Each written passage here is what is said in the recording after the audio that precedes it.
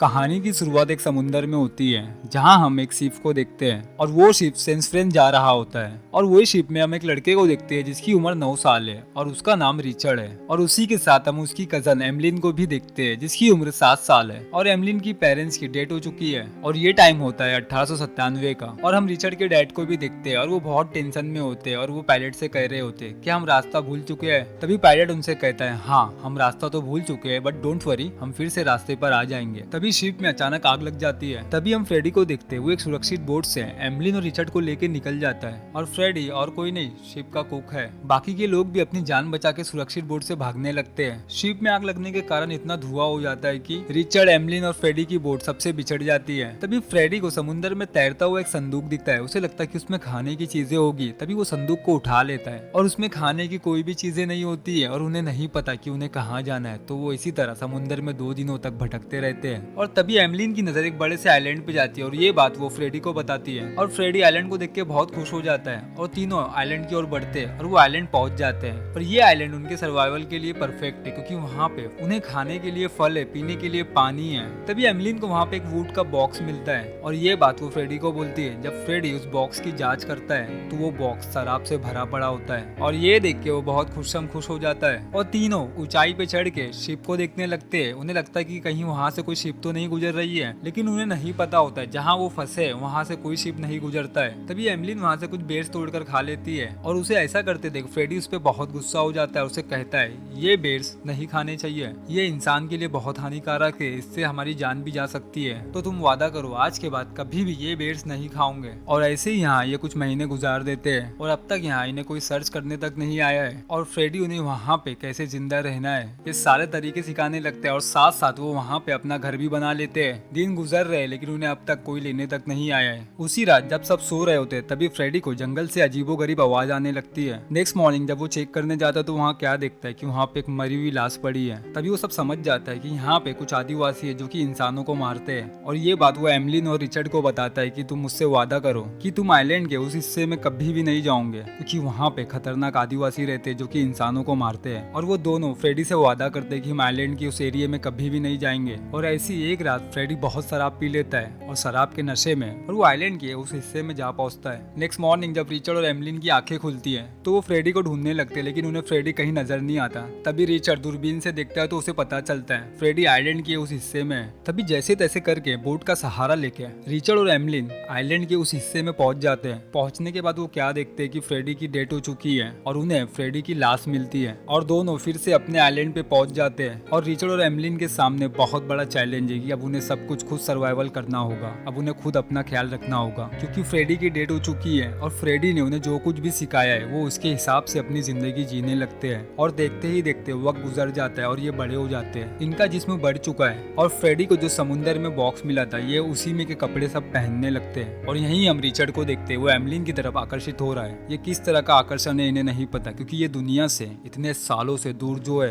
इन्हें मानव प्रकृति के बारे में, शारीरिक बदलाव, ह्यूमन नेचर अट्रैक्शन के बारे में कोई भी जानकारी नहीं है। आगे हम देखते हैं रिचर्ड मछली पकड़ रहा है और एमलिन दूसरी ओर नहा रही होती है। तभी एमलिन पानी में खून देखकर चिल्लाने लगती है क्योंकि उसे फर्स्ट पीरियड्स आया है। तभी रिचर्ड उसकी आवाज सुन के दौड़ता हुआ एमलिन के करीब आता है तो एमलिन उसे भगा देती है। कुछ देर बाद रिचर्ड फिर से एमलिन के पास आकर बैठ जाता है और कहता है तुम्हें बिना जख्म के खून कैसे निकला। वो उसे कुछ जवाब नहीं देती, बस चुप रहती है क्योंकि अब तक इन्होंने एक दूसरे से कोई भी बातें नहीं छुपाई है। और रिचर्ड एमलिन से गुस्सा हो जाता है। आगे हम रिचर्ड को देखते हैं, वो लकड़ी का एक राफ्ट बनाने लगता है इस मंशा के साथ कभी ना कभी वो इस समुंदर को पार कर सके। और ऐसे ही कुछ महीने बीत जाते हैं और दोनों एक दूसरे के जिस्म को यूं ही देखते रहते हैं और ये सब के बारे में वो कुछ भी नहीं जानते। और ऐसे एक दिन एमलिन को ढोल बजने की आवाज सुनाई देती है और ये आवाज कहाँ से आ रही है ये जानने के लिए वो टापू पे चढ़ जाती है। तभी वो सुनती है ये आवाज तो सामने वाले टापू से आ रही है जहाँ फ्रेडी की उन्हें लाश मिली थी। वो आगे जा ही रही होती है, उसे रास्ते में एक मूर्ति दिखती है जिसके ऊपर से खून बह रहा होता है। इसका मतलब ये है कि जो आदिवासी इस टापू पे रहते हैं हो ना हो वो इस मूर्ति को पूजते हैं। और ये देख के एमलिन बहुत डर जाती है और वो दौड़ती हुई रिचर्ड के पास पहुंच जाती है और रिचर्ड को बताने लगती है कि मैंने उस टापू पे एक मूर्ति पे खून टपकते हुए देखा है। और रिचर्ड उसकी बात सुनकर एमलिन पे बहुत गुस्सा करने लगता है और कहता है क्या तुम भूल गई वहाँ पे फ्रेडी ने हमें जाने के लिए मना किया था। और दोनों मिलकर डिसाइड करते कि आज के बाद कभी भी जंगल के उस टापू पे नहीं जाएंगे। और ऐसे ही वक्त गुजर रहा है। एक दिन एमलिन सो रही होती है तभी उसे सपना आता है कि रिचर्ड की डेथ हो चुकी है और वो रिचर्ड को आवाज देकर उसे हक कर लेती है और कहती है वादा करो तुम मुझे छोड़कर कभी भी नहीं जाओगे। और रिचर्ड उसे प्रॉमिस करता है कि मैं हर वक्त तुम्हारे साथ रहूंगा। और ऐसे एमलिन सो जाती है। रिचर्ड उसे देख के उसके तरफ आकर्षित होता है और वो जब उसके करीब जाने की कोशिश करता है तो एमलिन उसे गुस्सा कर भगा देती है, क्योंकि दोनों के बीच में शारीरिक बदलाव हो रहे हैं, इसलिए एक दूसरे के नजदीक आना चाहते हैं। नेक्स्ट मॉर्निंग एमलिन देखती है कि रिचर्ड उससे गुस्सा है और वो उससे पहले की तरह बात भी नहीं कर रहा है। और रिचर्ड नाराजगी में पानी के किनारे जाकर बैठ जाता है। तभी उसकी नजर समुद्र में एक शिप की ओर जाती है और वो शिप उन्हीं के आइलैंड के नजदीक से गुजर रहा होता है। तभी उसे याद आता है कि फ्रेडी ने वहाँ पर कुछ लकड़ियाँ जमा करके रखी थी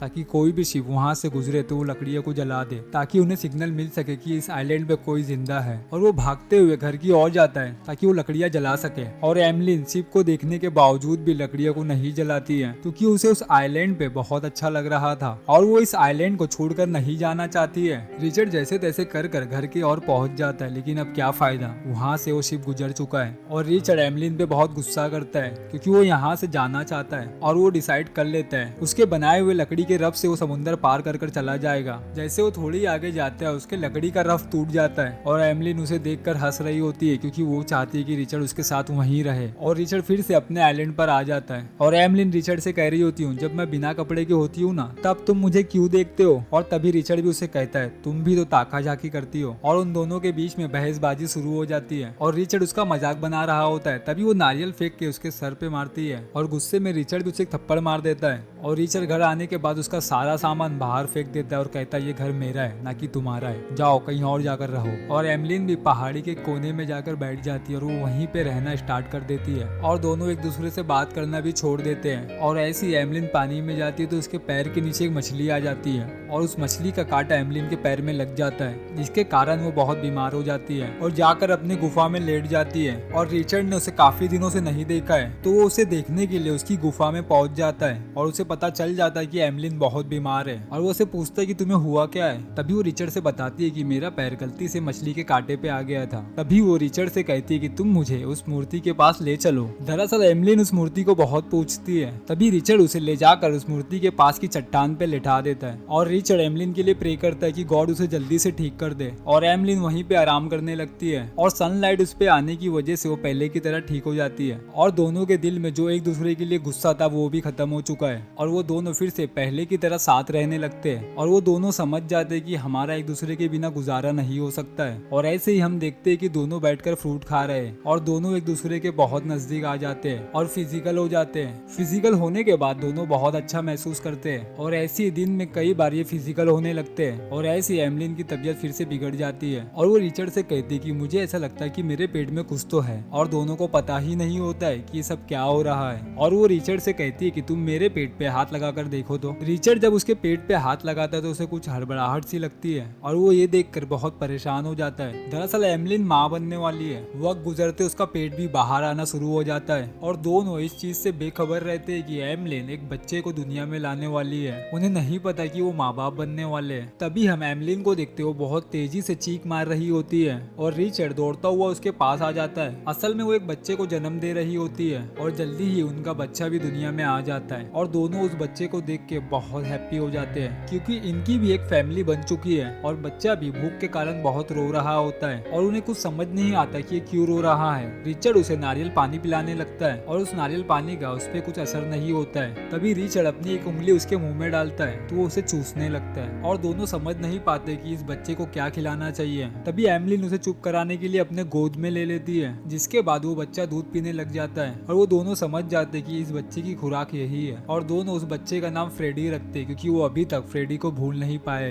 क्योंकि एमलिन ने एक लड़के को जन्म दिया है और दोनों उस नन्हे से फ्रेडी के साथ में बहुत हैप्पी है। दरअसल इन्हें लाइफ के बारे में कुछ भी नहीं पता होता है, लेकिन लाइफ ने इन्हें अपना रास्ता खुद ही बता दिया होता है। कुछ महीने बीतने के बाद हम समुद्र में एक नाव को देखते हैं। उस नाव में कुछ लोग सवार होते हैं जो कि दूरबीन से देखकर उसी आइलैंड की तरफ बढ़ रहे होते हैं और वो नाव किसी और की नहीं रिचर्ड के ही पिता की है और वो रिचर्ड को ढूंढने के लिए आए हैं। और रिचर्ड की उम्र बढ़ चुकी है और वो दूरबीन से रिचर्ड, एमलिन और फ्रेडी को देख लेते हैं, लेकिन वो उन्हें पहचान नहीं पाते, इसीलिए वो आइलैंड की तरफ नहीं जाते। और रिचर्ड और एमलिन भी उस नाव को देख लेते हैं, लेकिन फिर भी वो कोई सिग्नल नहीं देते क्योंकि वो जगह उन्हें बहुत पसंद आने लगी है। वो यहीं की जिंदगी में खुश है। नेक्स्ट मॉर्निंग नाव से तीनों उसी आइलैंड पे जाते जहाँ पे सबसे पहली बार आए थे। जब ये उस आइलैंड पे पहुंचते हैं तो उन्हें इनके बचपन की कुछ चीजें इनके हाथ लगती है और रिचर्ड और एमलिन का बेटा वहाँ के बेर्स को तोड़ के नाव में रख लेता है, जो कि एक वक्त पे एमलिन ने खाए थे और फ्रेडी ने उसे खाने से सख्त रोक लगाया था। और एमलिन अपने बेटे के साथ नाव पे बैठ जाती है और रिचर्ड अभी भी आइलैंड पर ही है। एमलिन कुछ सोच रही होती है, उसे पता ही नहीं चलता कि नाव पानी के बीचों बीच आ गई है और एमलिन का बेटा नाव चलाने वाला औजार ही नीचे गिरा देता है और एमलिन फिर से उस औजार को पाने की कोशिश करती है, लेकिन वो फिर से उससे दूर चला जाता है। और तभी वो रिचर्ड को आवाज देती है और वो तैरता हुआ नाव की तरफ बढ़ने की कोशिश करने लगता है और वो नाव की तरफ बढ़ ही रहा होता है। तभी उसके पीछे से एमलिन एक शार्क को देखती है और तभी वो दूसरे औजार से शार्क को मारती है ताकि रिचर्ड बच जाए। अब इनके पास एक भी औजार नहीं है।